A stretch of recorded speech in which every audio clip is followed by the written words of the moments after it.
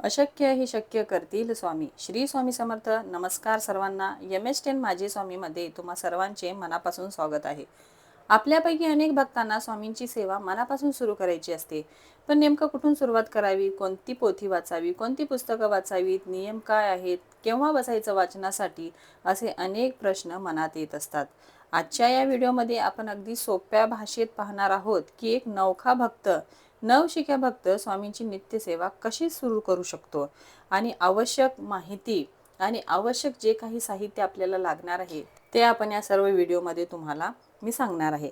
त्याचबरोबर जी काही सेवेची माझी डेली रुटीन असते ती मी तुमच्या बरोबर या व्हिडिओमध्ये शेअर केलेली आहे. तर उंबरठ्याच्या लेपनापासून जी काही माझी सेवा आहे त्या सेवेची सुरुवात होत असते. तुम्हीही जेव्हा नित्यसेवा करायला बसाल तेव्हा सर्वात आधी उंबरठ्याची पूजा करून घ्या. हळदीचं लेपन उंबरठ्याला करा, तुळशी मातेची पूजा करा, छान अशी रांगोळी उंबरठ्यावरती काढा आणि उंबरठ्याच्या सेवेपासून स्वामींच्या नित्यसेवेची सुरुवात करा. स्वामींची नित्यसेवा करण्या अगोदर घर आपलं स्वच्छ असलं पाहिजे, घरामध्ये एक प्रसन्न वातावरण आपलं असलं पाहिजे. तेव्हाच आपल्याकडून एक छान अशी आणि मनाला शांती देणारी अशी स्वामींची नित्यसेवा घडते.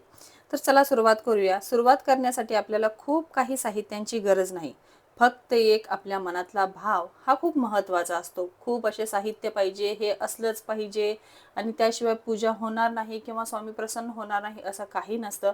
फक्त मनातला भाव हा खूप महत्त्वाचा असतो. तरीही काही गोष्टी जवळ आपल्या असल्या पाहिजेत.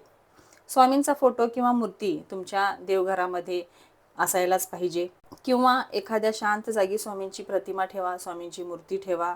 जर मूर्ती स्वामींची नसेल, तुमच्याकडे स्वामींची मूर्ती किंवा फोटो आता उपलब्ध नसेल तरीही तुम्हाला सेवा करायची आहे, तर फक्त देवाऱ्यासमोर बसा आणि स्वामींच्या सेवेला सुरुवात करा. नित्यसेवेचं पुस्तक हे आपल्याकडं असलं पाहिजे. अशी काही त्याची गरज आता तुम्हाला लगेच आहे असं पण नाही, पण नित्यसेवेचं पुस्तक जर तुमच्याकडे असेल तर तुम्हाला सेवा करण्यासाठी खूप सोपं जाईल. यामध्ये सर्व महत्त्वाचे स्तोत्र आणि मंत्र दिलेले असतात. माझ्या आधीच्या व्हिडिओमध्ये मी या पुस्तकाबद्दल सगळी माहिती सांगितलेली आहे. हे पुस्तक कुठे मिळेल, कशी या पुस्तकामधली आपल्याला सेवा करायची आहे, कशा पद्धतीने या पुस्तकाचे नियम आहेत वाचण्याचे, हे सगळं मी तुम्हाला सांगितलेलं आहे. तर तुम्हाला नित्यसेवेसंबंधित काही पुस्तकाबद्दल माहिती हवी असेल तर आपल्या त्या व्हिडिओमध्ये तुम्ही बघू शकता. आता दुसरी वस्तू आहे जपमाळ. जपमाळ मग तुम्ही कोणतीही घेऊ शकता. तुळशीची घ्या, रुद्राक्षाची घ्या, चंदनाची घ्या, स्फटिकाची घ्या. तुम्हाला कोणती चांगली वाटते, तुम्हाला ज्या माळेवर जप करायचा आहे त्या माळेवर तुम्ही जप करू शकता. पण आपण स्वामींना तुळशी अर्पण करत असतो, स्वामींना तुळशी माळ खूप आवडते, म्हणजे स्वामींना तुळस ही आवडते, तर आपण तुळशी माळ देखील आपण जपमाळेसाठी वापरू शकतो. तर एक आसन देखील आपल्याला पाहिजे. जेव्हा कधी आपण स्वामींची सेवा करत असतो, नामस्मरण करतो, स्तोत्र करतो, काही वाचन करत असतो, पारायण करत असतो, तेव्हा आसन घेणे खूप महत्त्वाचं आहे. विना आसनाने बसणे म्हणजे आपली पूर्ण सेवा ही धरणी मातेला सगळी आपली सेवा जात असते. त्यामुळे आसन जर आपण घेऊन बसलो तर त्या स्तोत्रातील, मंत्रातील, त्या जपातील जी काही ऊर्जा आहे ते आपल्या शरीरामध्ये आपल्याला ती ऊर्जा मिळते. एक स्वामींचा आशीर्वाद आपल्याला त्या ऊर्जेतून मिळत असतो. त्यामुळे आसन घेणे खूप महत्त्वाचे आहे. आणि शेवटची वस्तू जी आपल्याला लागणार आहे ती म्हणजे श्री स्वामी समर्थ चरित्र सारामृताची पोथी. ही तुम्हाला केंद्रामध्ये मिळेल, जी तुम्ही व्हिडिओमध्ये बघताय तशा पद्धतीची. दुसरी पण तुम्हाला शॉपमध्ये किंवा धार्मिक दुकानाच्या पुस्तकामध्ये तुम्हाला मिळून जाईल. तर अशा पद्धतीची तुम्हाला स्वामी चरित्र सारामृताची पोथी घ्यायची आहे. आता पाहूया आपण रोजची सेवा कशी करायची. आचमन आणि संकल्प करायचा. सर्वात आधी कोणतीही सेवा सुरू करण्या अगोदर आपल्याला संकल्प करणे खूप महत्त्वाचं असतं. सुरुवातीला थोडं पाणी हातावर घ्यायचं आणि त्यामध्ये हळदी, कुंकू, थोडीशी अक्षता आणि एक फूल घ्यायचं आणि स्वामींचं स्मरण करून स्वामींना सांगायचं की स्वामी, मी आजपासून तुमची सेवा सुरू करत आहे, मला आशीर्वाद द्या आणि निर्विघ्नपणे माझ्याकडून ही सेवा तुम्ही रोज करून घ्या. अशा पद्धतीने स्वामींना प्रार्थना करायची आहे आणि नमस्कार करून तुमची इच्छा देखील त्यामध्ये बोलायची आहे आणि अशा पद्धतीने नमस्कार करून सेवेला सुरुवात करायची आहे. तर कोणत्याही कार्याची सुरुवात आपण गणपती बाप्पांच्या स्मरणाने करत असतो, तर सगळ्यात आधी आपल्याला गणेश स्तोत्रापासून तुम्ही सुरुवात करायची आहे किंवा गणपतीचं मंत्र म्हणा तुम्ही 11 वेळा, 21 वेळा. गणपतीचं स्तोत्र म्हणून तुम्ही सुरुवात करू शकता. गणपती अथर्व शीर्ष म्हणून तुम्ही सुरुवात करू शकता. त्यानंतर आपल्या नित्यसेवेच्या पुस्तकामध्ये स्वामी स्तवन आहे. स्वामी स्तवन वाचायचं आहे आणि त्यानंतर आपल्याला मग पुढची सेवा करायची आहे. पुढची नित्यसेवा काय असते? या स्वामी चरित्र सारामृतातील रोज 3 अध्याय आपण वाचले पाहिजे आणि 11 माळी जप. जी जपमाळ आपण घेतोय त्यावरती आपल्याला 11 माळी जप करायचं आहे. तर ही झाली आपली रोजची नित्यसेवा. आणि त्याचबरोबर तारक मंत्र देखील म्हणायचं आहे. दिवसातून किमान एकदा तरी तारक मंत्र नक्की म्हणावा. यामुळे मनाला प्रचंड शांती मिळते आणि स्वामींचा आशीर्वाद कायम आपल्या पाठीशी आहे, हा एक समाधान आपल्या मनाला मिळत असतो तारक मंत्रामुळे. ही एक शक्ती आपल्याला मिळत असते स्वामींची. स्वामी चरित्र सारामृतातील रोज 3 अध्याय आणि 11 माळी जप आणि तारक मंत्र ही झाली आपली रोजची सेवा. आता जप कोणता करायचा? श्री स्वामी समर्थ या मंत्राची किमान 1 माळ किंवा 3, 5, 9, 11 ही तुम्ही करायची. जर नवीन असाल तर 5 पासून सुरुवात करा किंवा 3 पासून सुरुवात करा.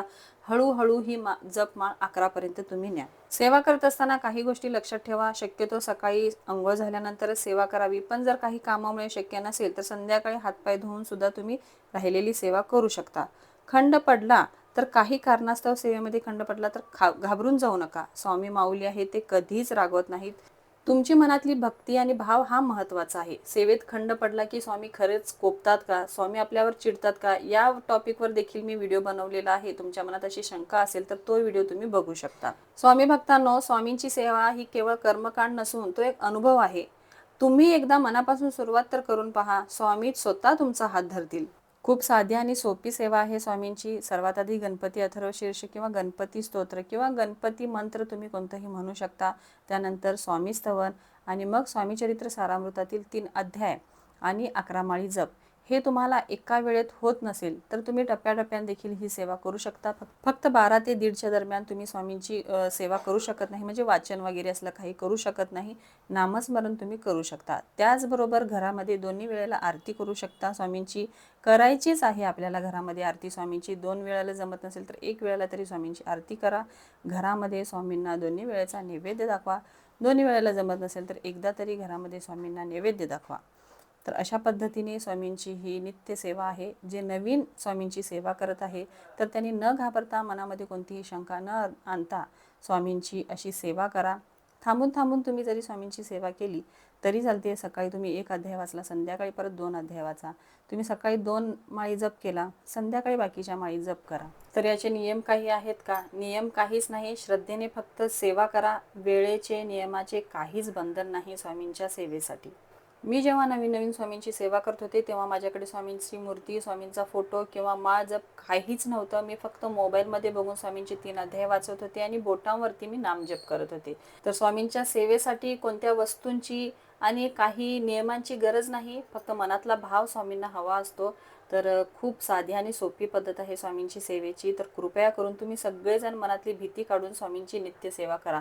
काही मनामध्ये शंका असतील तर कमेंटमध्ये तुम्ही ते विचारू शकता. आजचा व्हिडिओ तुम्हाला कसा वाटला नक्की कमेंट करा. व्हिडिओ आवडत असतील तर चॅनलला लाईक, शेअर आणि सबस्क्राईब करा. पुन्हा भेटूया. श्री स्वामी समर्थ.